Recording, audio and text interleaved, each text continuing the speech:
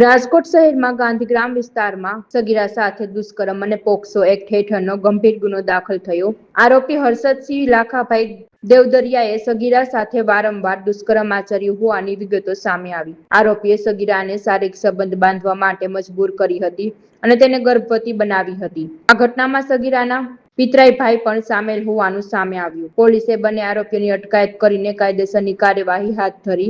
આ કેસમાં આઈપીસીની વિવિધ કલમો તેમજ પોક્સો એક્ટની કલમો 4 અને 6 અને 17 હેઠળ ગુનો નોંધી વધુ તપાસ હાથ ધરી। રાજકોટ શહેરના ગાંધીગ્રામ 2 યુનિવર્સિટી પોલીસ સ્ટેશન ખાતે પરમ દિવસે રાત્રે એક પોક્સોનો તેમજ બળાત્કારનો ગુનો દાખલ થયેલ, જે યુવતી સગીર હોય અને આ બાબતે બીએનએસ કલમ 137(2), 64(2)M તથા 64(2)L તથા 351(2) તથા 54 તથા પોક્સો કલમ 4, 6, 17 મુજબ ગુનો નોંધાયેલ। જે ગુનાના કામે આરોપી હર્ષદસિંહ લાખાભાઈ દેવદરિયા માળિયા હાટીના તાલુકાના કાતરાસા ગામનો છે, તેમજ તેની સાથે તેનો ભત્રીજો પણ છે, જે બાળકિશોર છે।